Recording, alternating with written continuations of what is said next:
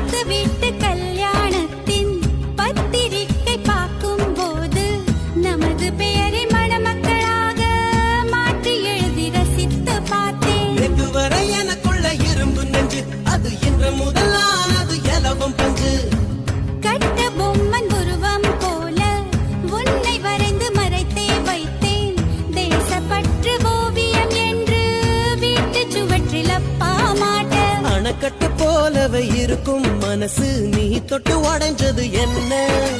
புயலுக்கு பதில் சொல்லும் எந்த இதயம் பூப்பட்டு சரிஞ்சது என்ன? வேப்ப